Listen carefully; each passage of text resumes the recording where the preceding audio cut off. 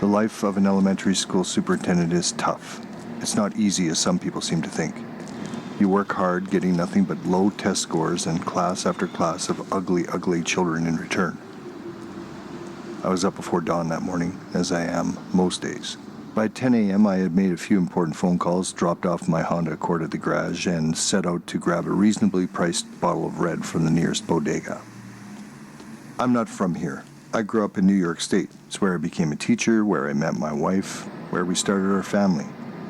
We'd mapped out a life for ourselves, but it never came to pass. After she died, looking for a fresh start, I took a superintendent position here in Springfield.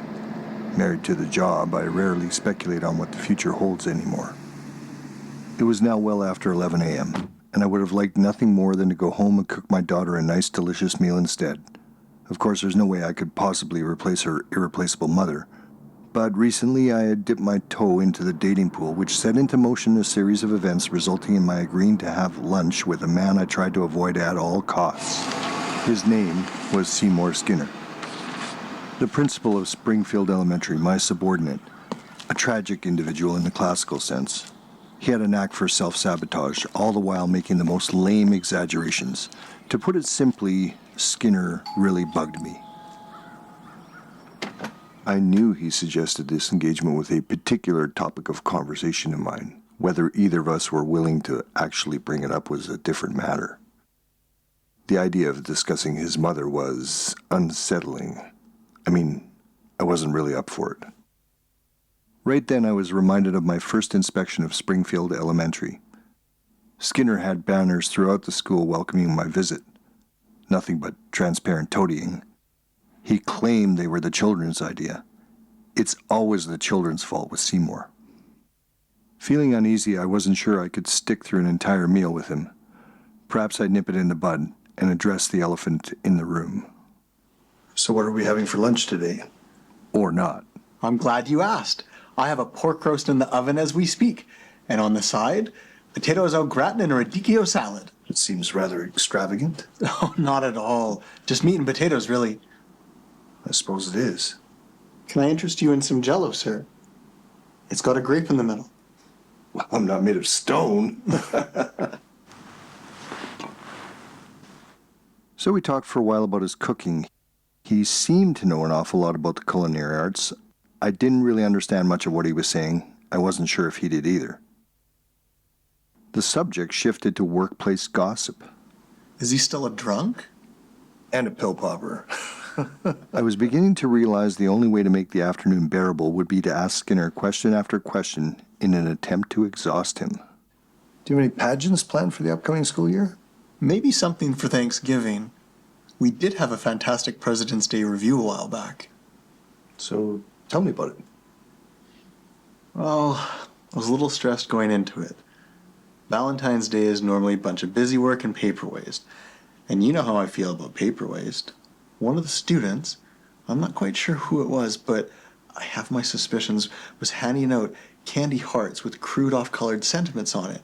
Stuff like prize pig or you stink with the letter U instead of the word you. You know, like a Prince song? It really rubbed me the wrong way. Valentine's Day is no joke. Then the strangest thing happened. He looked off into the distance and went completely silent. Johnny? Are you all right? Oh, yeah, no, of course not. I just thought I forgot to... You know what, never mind. Where was I?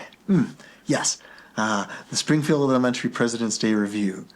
A fantastic evening of theater and picking up after yourself, as I like to call it. Between making attendance mandatory to receive course credit and selling extremely watered-down orange drink, we were able to finally recoup the losses from the previous semester's fire drill follies. So what happened there?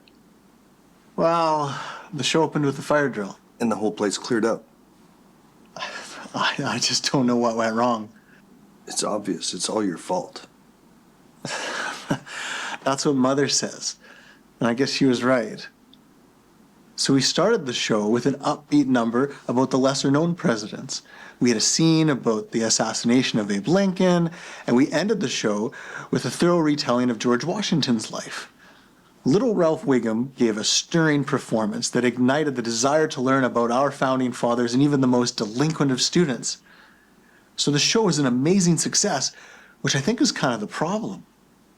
I don't think we could ever recreate it. I don't know, it might be worth giving it a second chance.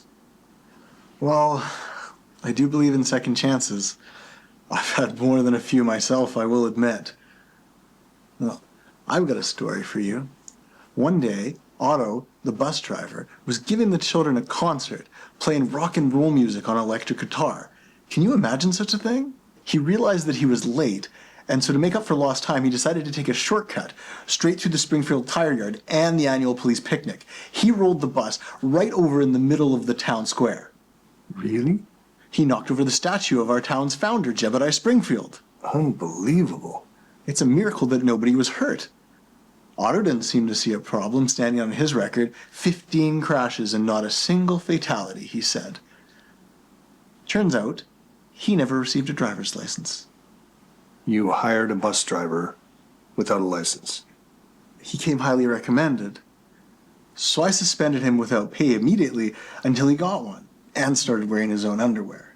That now raised the question of who was going to drive the school bus. Now, I drove an all-terrain vehicle in Da Nang, so I was more than capable of handling a school bus.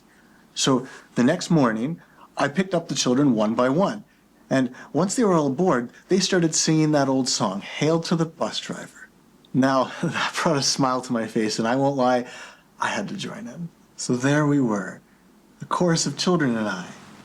He drinks and he cusses and smells up the buses. Oh, it's a rather tawdry tune. But all those schoolyard songs are, aren't they? Anyhow, then we came to emerge. I pulled up waiting for an opening and nothing. Cars flying by one after another. One of the overachieving students suggested that I be more aggressive, but I assured her that one of the good citizens would eventually let us in. And did they? That evening one did. And? Well, and that's it. Otto took the test and he got his license. And the underwear situation seemed to be resolved, so I reinstated him. Just like that? Just like that. Well, don't get me wrong, there are limits to my leniency. One time I felt like things were really slipping out of my hands and the no-good-necks were running the school. Now, one thing that I truly believe in is school spirit, embodied by our school mascot, the sleek and vigilant puma, principal of the mountains. A group of students, possibly the bad girls, teepeed the taxidermy mascot. I saw some awful things in Nam, but you have to wonder at the mentality of someone who would desecrate a helpless puma. That's unacceptable. The situation in the school is slipping out of my hands because Lord knows I can't be everywhere at once. I found a kid willing to be a narc and squeal on the other kids. So I made him hall monitor. Results were immediate. Food fights were foiled. Kids with forged absence slips were dealt with accordingly. I even convinced Mr. Glasscock to return to teaching, assuring him there would be no more mockery of his last name. We were doing a bang-up job. Students were afraid to sneeze. There used to be corridors in the school that you'd just never go down. But with the school as a police state, I felt safe anywhere. That's until the unthinkable happened. What was that? Some sick and twisted individual stole every teacher's edition in the school. Naturally, the faculty panicked, so I had to calm them down because the children, they can smell fear. I brought in Springfield's finest to look for the missing books, but no success. I was going to have to order every single copy. That would have cost at least $100. $120 to be exact. The hall monitor was certain that the books were still in the school and assured me he could find them, betting me a steak dinner on it. So we conducted a school-wide locker search to find the culprit. Fourth Amendment be damned. Did you catch them? The culprit was under my nose the entire time. I'd been so blind. All the signs pointed to a rogue hall monitor. I gave him 600 days of detention. Don't you think that's a little lenient? The children, they'd run the school if you let them. Surely you must have some exciting stories from outside of Springfield Elementary. I sure do. One day I was sitting at my desk updating the school's dress code and policies when, no, I know, just bear with me here. I was suddenly confronted by a gang of toughs acting on behalf of one Bart Simpson, or so they claimed. I told them on no uncertain terms to get out, and they complied. To get my mind off the ugly confrontation, I went home and started bundling old newspapers in my garage, and the pile fell, and I was trapped beneath it. So for the next week, I survived off of eating my mother's delicious preserves. To maintain my sanity, I bounced a nearby basketball with my one free hand. I even made a game out of it, seeing how many times I could bounce it in a single day, and then trying to break that record. Unbeknownst to me, the entire town thought I was dead. Occasionally, the police came by to search my house. I yelled until I was hoarse, but they couldn't hear me. Eventually, I realized that if I was going to get out, I was going to have to do it myself. Using items from a garbage bin that was knocked over in the collapse, I made a crude rocket out of an empty cigar tube. Remembering an experiment from my time as a fourth grade science teacher, I concocted a fuel using baking soda and the juice from discarded lime wedges. And the rocket took off in a blast of carbon dioxide, carrying behind it a cord from a vacuum cleaner, which wrapped itself around the rafters like a grappling hook. I wrapped my arm around the vacuum and pushed the cord retractor cable, and I was on my way to freedom. That's quite the courageous story. Well, that's not all. Like I said before, the entire town thought that I was dead and had arrested little Bart for my murder and swiftly put him on trial. How it all happened over the course of a week, I couldn't tell you. The gangsters who had accosted me in my office had flipped on the boy and testified against him. They were about to lock him up and throw away the key until I arrived at the last moment to prove his innocence. Inconceivable. The whole thing did teach me a very important lesson. What was that? Recycle frequently.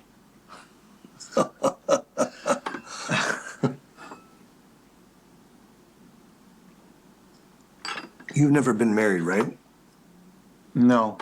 I came close once. Really? Tell me about it. You know, I like to keep my ear to the ground and finger on the pulse so naturally it's hard to keep a secret from Seymour Skinner. One day, a little birdie told me about a plan some boys were hatching. At 2:15, they planned to simultaneously drop their pencils in Edna Krabappel's class. That rabble-rouser? She caused you a lot of trouble last year, didn't she? We resolved the conflict. Conflict? She almost started a complete teacher's strike. Yes, but we locked ourselves in my office and hashed out a solution. Renting out your cloakrooms to the overcrowded prison system? Yes, between that and an extended period of having people from the neighborhood act as unpaid scabs, Springfield Elementary was back in the black. We were even able to fix the exhaust leak in the school bus, and I'm happy to report that test scores have improved since. Heck, I was even on the short list to win a Princey Award. Though, I did lose out to Principal Valiant from Shelbyville Elementary. It wasn't her, was it? Pardon? Edna, is that who you had a relationship with? Oh, no, I would never. It's against school district policy. So there I sat down for lunch. And say what you will about our cafeteria food, I still think that our tater tots are the best money can buy. So I leaned in to enjoy the aroma of those tots, and all I could smell was sodium tetrasulfate binding with chlorophyll. It was wafting through the window. Thumbing my nose in my vertigo, I ran up to the school bell tower to survey the quad below. What I saw were 4 40-foot letters written in the grass. B-A-R-T. Our little friend had swiped a bag of the chemical agent from the school science lab and written his name in the grass. That display of destruction made me wish that I could pull the trusty Board of Education out of retirement and handle things the old-fashioned way. Simpler times. So what did you do? I made him call his father and dragged him down from the local tavern to give him an earful. The punishment I had in mind for the boy was back-breaking physical labor, resodding the field seed by seed. But this didn't seem to faze the man. Instead, he questioned my relationship status. I told him I was married to the job. But he continued to press me about my preferences. I pushed back on his line of questioning. These pants come off at night just like everybody else's. He offered to have me over for dinner, payback for all the crummy things his son had done in school. I was delighted at the offer of a home-cooked meal. On my way over to their house, I had a discomforting thought. Maybe this wasn't about the boy at all. Maybe this was in fact a master plan hatched by the family patriarch to set me up with some unmarried relation. Shortly after arriving, I asked him if this was so. Before he could answer, a plate was thrust between us with ants on a log and pigs in a blanket. I looked up and I beheld a sight of beauty. I couldn't help but say out loud, "Be still, my foolish heart." Corny, I know, but I stood up and was introduced to Selma. But it was not Selma, but her twin sister, Patty. An error made on my office host part. An error made in my favor, mind you, because I was absolutely taken. Over dinner, Patty told us all about her recent trip to Egypt, and I hung on every single word. And that's when I suddenly remembered. The Parent Advisory Board had requested that I go see the premiere of Space Mutants Part 5, or something like that, the following night. So I asked her if she would join me. I can only assume she did. Oh, you assume right. To start, we went to the sit and rotate room at the Springfield Revolving Restaurant. You know, food tastes better when you're revolving, even if the service isn't the greatest. After the third time Patty asked for water, she bellowed to a nearby busboy. I recognized him straight away. Little Jimmy Pearson, class of '71, I believe. I pulled out the principal voice and demanded he bring out a glass of water for my date, and to tuck in his shirt while he's at it. 30 years old and still a busboy. Standardized testing never lies. It sure doesn't. After that, we headed to the Aztec Theater. I had a hard time paying attention to that schlocky film with her next to me. I saw a teenage boy in front of us pull the old yawn maneuver to get his arm around his date. So I thought I'd try the same thing, but it was to no avail. She was playing hard to get. Fortunately, a scene gave her such a fright that she grasped onto my arm. Hello, Dolly. After the movie, I walked her to her door and pled for a second date. But she was being coy. I leaned in close and asked for a kiss, assuring her I didn't have any cooties. A jab to the solar plexus sent me to the floor, and that was enough to convince her to see me again. After a few more dates and subsequent slaps across the face, I made it to first base. I was in love. And I thought marriage was in the cards. That seems a little fast, doesn't it? Maybe, but love is like an hourglass, with the heart filling as the brain empties. Thumbing my nose at my vertigo, I carried Patty all the way to the top of the school bell tower, where she saw my proposal written in the grass below with sodium tetrasulfate. Marry me, Patty. I gather she said no. She said she loved me, but she had a twin sister, Selma, the one I mentioned earlier. Naturally, she shared a special bond with her sister. Any man that she could marry would have to understand that she couldn't leave her sister for any man. And I understood this. Sounds like a catch-22. I knew I couldn't see her again. Excuse me, I should go check on our lunch.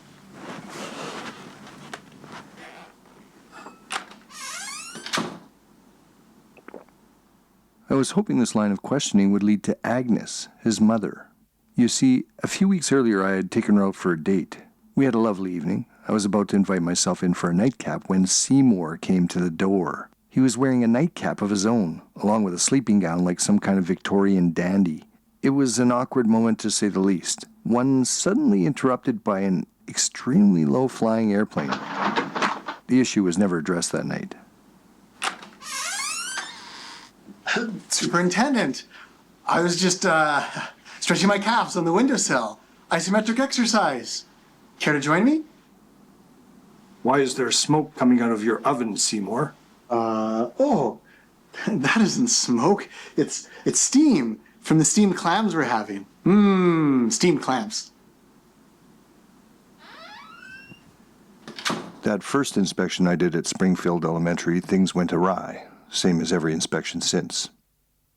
To convince me he ran a tight ship, Skinner hid the troublemakers in a basement storage room. He lured them in with promises of free mountain bikes.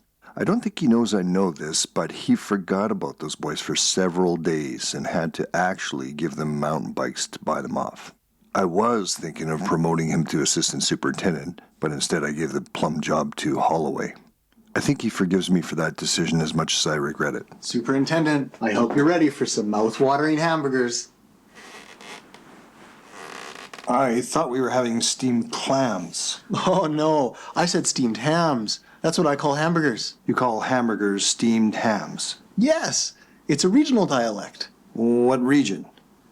Upstate New York? Really? Well, I'm from Utica, and I never heard anyone use the phrase steamed hams. Not from Utica, no. It's an Albany expression. I see. I noticed on the shelf there what appears to be a Grammy. Is it real? As real as the day is long. Impressive, right? Back in '85, I was part of a barbershop quartet. The group was Homer, father of that Bart child I told you about, Apu, proprietor of a local Quickie Mart, Police Chief Wiggum, and yours truly. We did afternoon shows at Moe's Tavern and at the local retirement home. And one time we even did a concert at Springfield State Prison, where after singing Goodbye My Coney Island Baby, Wiggum took a rock to the head.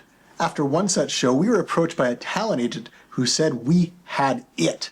His first piece of advice was to lose Wiggum, and we immediately obliged. Now a quartet with only 3 members is practically unheard of, so we had to hold auditions. It was one lousy applicant after another, and we were beginning to lose hope. That's when we heard a beautiful voice emanating from a nearby men's room. The answer to our prayers was under our nose the entire time. Barney Gumble. He was an instant hit with the fans. So the last question was what to call ourselves. We needed a name that was witty, but that was less funny each time you heard it. The B Sharps. We got to writing our first original single, a little ditty called Baby on Board. It was the #1 hit that launched us onto the national stage. We went on tour, did press conferences, we even had a performance at the Statue of Liberty. But there was one thing that was missing: approval from record company lowlifes. That finally came when we won the Grammy for Best Soul, Spoken Word, or Barbershop Album of the Year. Sadly, the sophomore slump is real, and our follow-up record, Bigger Than Jesus, failed to perform as well as the first. That's when we learned the iron law of show business. What goes up must come down. What about Bob Hope? He's been consistently popular for over 50 years. Well, it's the exception that proves the rule. Sinatra, Dean Martin, they still pack him in. Not the... Tom Jones. Anyway, while working on our third album, the cracks were already forming.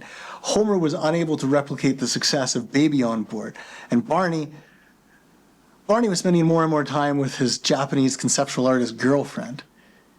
He was worried that Barbershop was growing stale and wanted to take things in strange new directions. That sounds an awful lot like the The Beatles. beleaguered situation of a band whose days were numbered, I know. One day, while I was on the way to the studio, I came across a What's Hot and What's Not issue of Us magazine. It had Elf on the cover, if I remember correctly. With bated breath, we awaited the results. The B Sharps were decidedly not hot. It was over.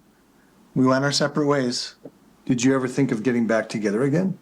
Well, there was one time. We had an impromptu concert on the roof of Moe's Tavern. But those barbershop days are behind me. At least I got that nice piece of hardware to remind me. A really good show and tell piece for sure. It sure is. You know, that reminds me, one day, a student brought a dog to show and tell. A dog? He'd managed to get into the air ducts. I ordered groundskeeper Willie up there to catch it. Of course, he made a fuss, but I told that guff-speaking work slacker to grease himself up and go in. When he finally caught up to the pooch, they found themselves stuck in the vent work above the gymnasium. Wait a minute, I was there that day. That was the day I fired you. Yeah, it is. I came to see you regarding the phone call we had earlier that day. Oh, I was sure it was a phony excuse. I mean, it just sounded so made up. Yom Kippur? Oh, it was a harmless mistake. The Weinsteins didn't see it that way. When I arrived to see the chaos that erupted under your watch, I was livid. But when that mud fell from the ceiling, looking in his eyes, my heart melted, and I thought I could forgive and forget. Until 180 pounds of lubricated Scotsman landed right on top of me. I recall that. You appointed the chairman of the PTA to the role of principal in my stead, a rather unconventional move.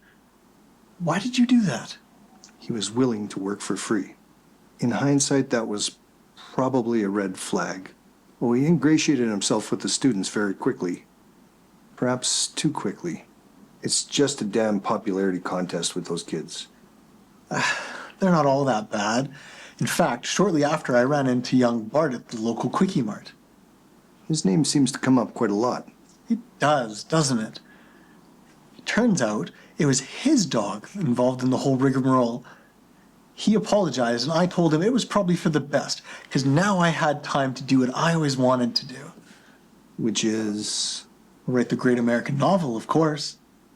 Mine was going to be about a futuristic amusement park where they brought back dinosaurs using advanced cloning techniques. It was to be called Billy and the Clonosaurus. You've got to be kidding me. First you think it's something that's already been done. Then you give it a name nobody could possibly like. Did you think this through or do any research? That is the exact premise of Jurassic Park. It was on the bestseller list for 18 months. It was on the cover of every magazine. You couldn't get away from it. Spielberg adapted it into one of the best movies of all times, for Christ's sake. Did you think this through? That's almost exactly what Apu said. Needless to say, I gave up on that pipe dream. I'm not gonna lie, things were looking pretty grim for me. One day I was at the laundromat and one of my ex-students stole a pair of my underpants from my basket. No longer gainfully employed, I couldn't replace them. I really needed those underpants. Truth be told, things weren't going much better at Springfield Elementary. Principal Flanders was incredibly soft on the children, turning it into some kind of a clubhouse. He even eliminated detention, put the entire school on the honor system. I knew about that. I had someone on the inside keeping me updated. Was it that Bart kid? No, it was the lunch lady. I knew she couldn't be trusted. She can't, especially when it comes to the amount of horse testicle in the stew. But you didn't hear that from me. What? So one night, I was walking past the school, and all the experiences over the years just washed over me, and I'm not gonna lie, I shed more than a tear. I was a sobbing mess. So I decided to go back to the only thing other than school that had ever given my life meaning, and re-enlisted in the United States Army. Stationed at Fort Springfield, I was a drill sergeant responsible for molding new recruits into a well-disciplined, highly trained infantry unit.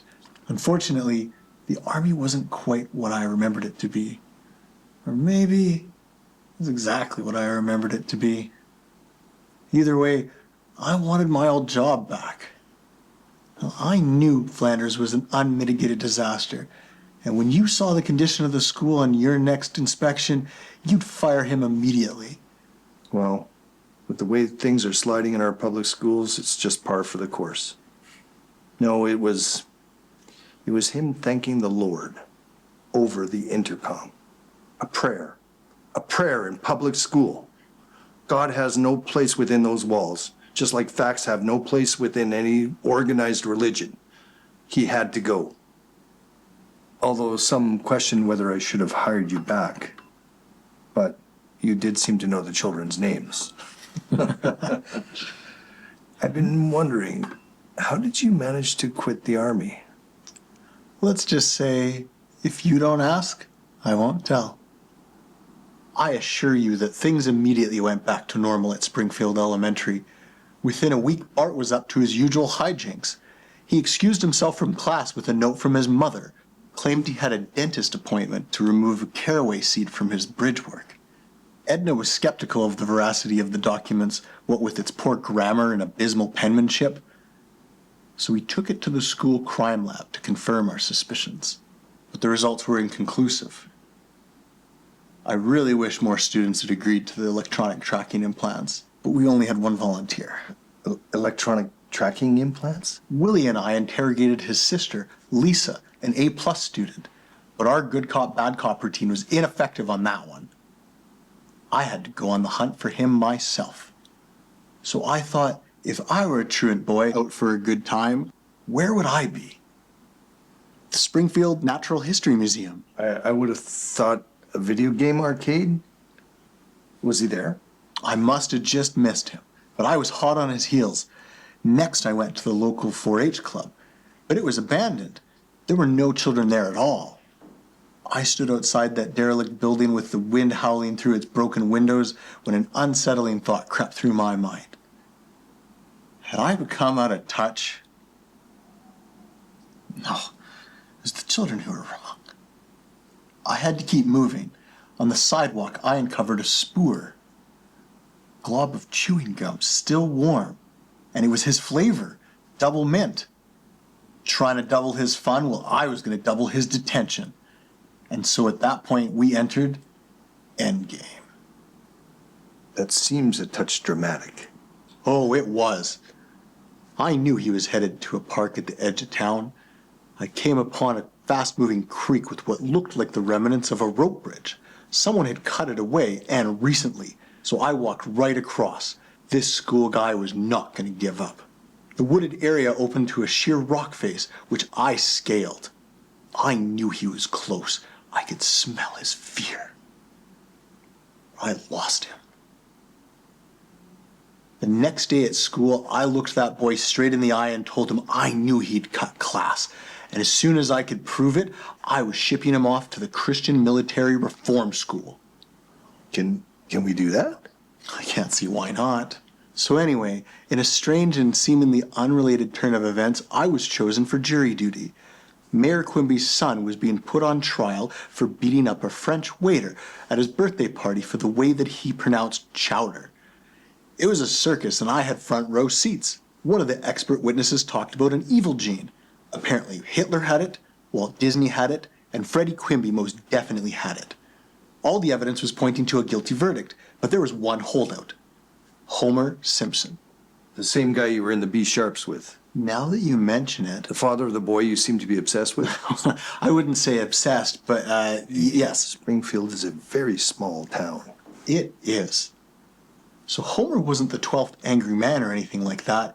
He just wanted the jury to be sequestered so he can enjoy ample amounts of room service at the Springfield Palace Hotel.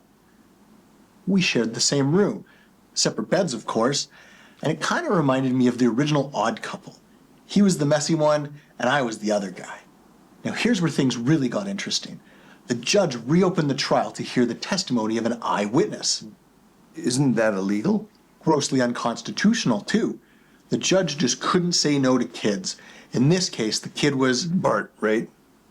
He'd seen the whole thing. It turns out the clumsy Clouseau-esque waiter had injured himself, and Freddie was innocent. However, this all happened on a school day, which meant that Bart had to admit that he cut class. I knew he'd slip up sooner or later. Slip up, he confessed. And it impressed me. He testified even though it was putting his own head in a noose. But on the other hand, he skipped school. Guess the two things kind of cancel each other out. I can be a small man in some ways. A small and petty man. I gave him 4 months detention. 4 months? It was originally 3. I noticed an unusual stein in that cabinet over there. That's just an old knick-knack. Really? And if I was to shake your hand this wise? Wah, wah, wah! Woo!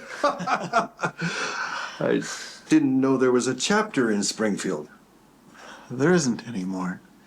A while back, we accepted a new member. I can't quite remember his name. To the stonecutters, he was number 908 and a complete oaf. On the 1500th anniversary of our glorious society, we were having ribs. As we sat down to enjoy our meal in the shadow of our sacred parchment, number 908 took it upon himself to use it as a bib. That's appalling and outrageous. For the baffling desecration of our beloved parchment, we banished him from the stonecutters forever. And as a final humiliation, he was to walk home naked, carrying behind him the stone of shame. Was to? Stripped down, we noticed on his posterior the mark. The mark? He was the chosen one, or so we were to believe. We were more than willing to worship him as a god, despite being a certified idiot. We still got drunk and played ping pong, but then something happened to the chosen one. He decided that it wasn't enough. Instead of shooting pool and drinking beer, he wanted to use what we all had to help the less fortunate. That's against the very fundamental tenets of a secret society. The Stonecutters World Council wanted to kill him. But that was too harsh, so instead, we just started the new ancient mystic society of no homers. Wait, the chosen one was this Homer Simpson guy? Yes, And you forgot his name. we tried to. Why haven't I heard anything of this? I think it's mostly been swept under the rug.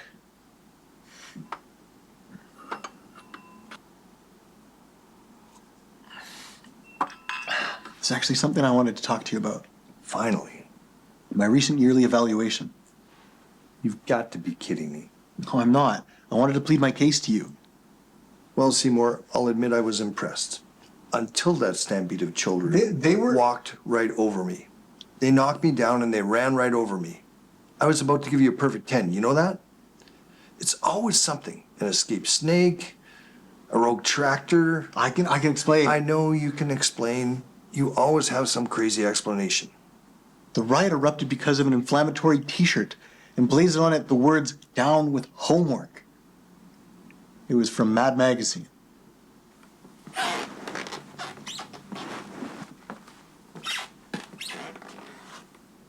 The year was 1968. We were on recon in the steaming Mekong Delta.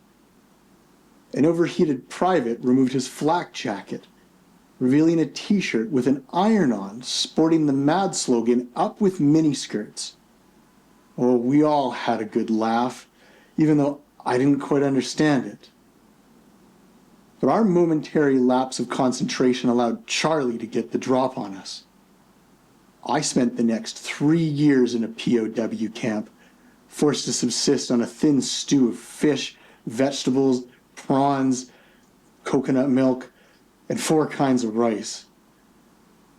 I came close to madness trying to find it here in the States, but they just can't get the spices right.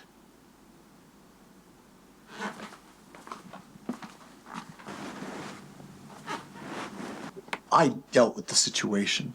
To ensure that frenzied dance of destruction was never repeated, I implemented a school uniform policy, and the results spoke for themselves. Horseplay immediately went down 40%, with youthful exuberance cut in half. High spirits were at an all-time low. And I was about to hand it to you. The drab student coverings had provided the perfect distraction-free environment, preparing the children for permanent positions in tomorrow's mills and processing facilities.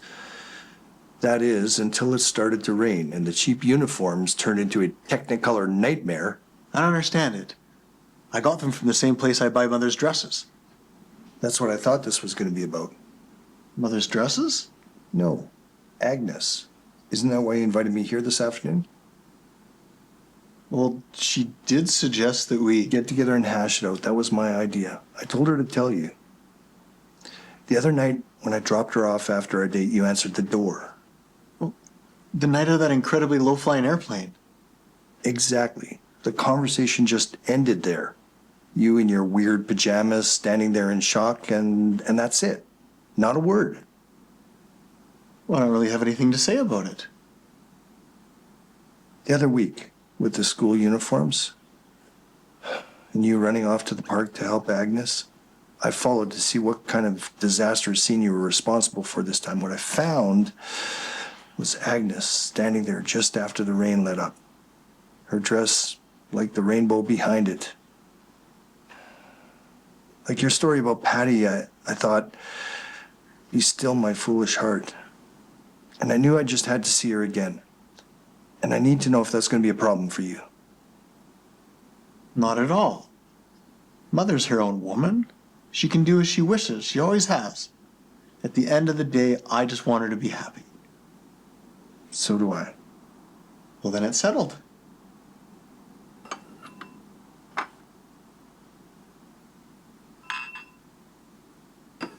You know, these burgers seem quite similar to the ones they have at Krusty Burger. Oh, no. Patton and Skinner burgers. Old family recipe. For steamed hams. Yes. And you call them steamed hams despite the fact that they're obviously grilled. You know, something I should... Excuse me for 1 second. Of course.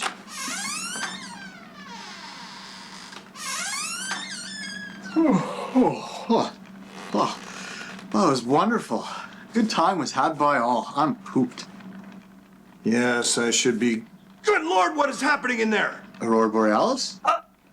Aurora Borealis. At this time of year, at this time of day, in this part of the country, localized entirely within your kitchen. Yes. May I see it? No.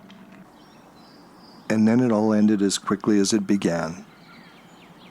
He ushered me out of the house, and I was on my way. It was a nice afternoon, so I treated myself to a long walk home. Along the way, I thought about my old stomping grounds, the beautiful Mohawk Valley. All those interconnected memories, growing up, getting in trouble, falling in love, and losing it. They all led me here, to this place.